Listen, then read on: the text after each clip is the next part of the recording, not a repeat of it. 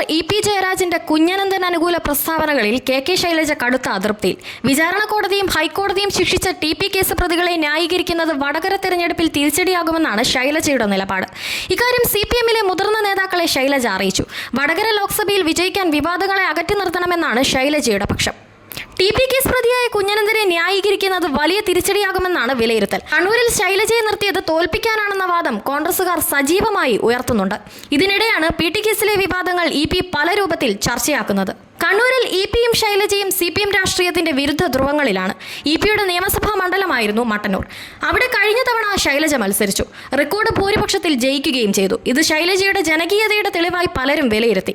ഈ ജനകീയത വോട്ടായി മാറുമെന്ന് പറഞ്ഞാണ് വടകരയിൽ ശൈലജയെ സ്ഥാനാർത്ഥിയാക്കിയത്.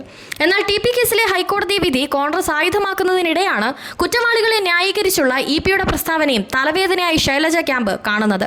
ടി.പി. ചന്ദ്രശേഖരൻ കേസിൽ ഹൈക്കോടതി വിധി പുറത്തുവന്നതിന് പിന്നാലെ പ്രതികരണവുമായി CPM നേതാവ് ഇ.പി. ജയരാജൻ രംഗത്ത് വരികയായിരുന്നു. കോടതി വിധിയെ തുടർന്ന് CPM-നെ വേട്ടയാടാനാണ് ചിലർ ശ്രമിക്കുന്നതെന്നും പാർട്ടിക്ക് കൊലപാതകത്തിൽ ഒരു പങ്കുമില്ല. കോടതി ശിക്ഷിച്ചത് കൊണ്ട് മാത്രം ഒരാൾ കുറ്റവാളിയാകണമെന്നില്ല. അതിന് നിരവധി ഉദാഹരണങ്ങൾ മുന്നിലുണ്ടെന്നും ജയരാജൻ പറഞ്ഞു.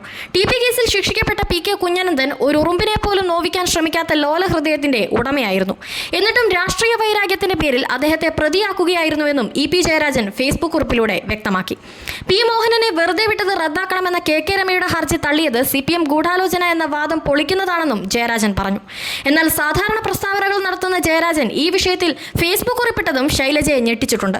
തന്റെ നിലപാടുകൾ തിരുത്തി പറയാൻ മറ്റൊരാളും പിന്നീട് നിർബന്ധിക്കാതിരിക്കാനാണ് ഇതെന്നാണ് വിലയിരുത്തൽ. ഏതായാലും വടകരയിൽ ഇതെല്ലാം ചർച്ചകളിൽ നിറയും.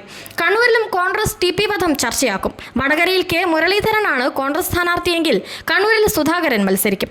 ടി.പി. കേസിലെ ചർച്ച വയനാട്ടിലേക്കും കാസർഗോഡേക്കും കോൺഗ്രസ് കൊണ്ടുപോകും.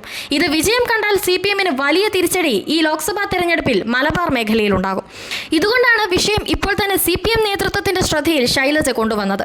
ടി.പി. കേസിൽ പരസ്യ പ്രസ്താവനകൾ CPM നേതാക്കൾ ഒഴിവാക്കിയാൽ മാത്രമേ വടകരയിൽ മുന്നേറ്റമുണ്ടാക്കാൻ കഴിയൂവെന്നാണ് ശൈലജ പറഞ്ഞു വെക്കുന്നത്.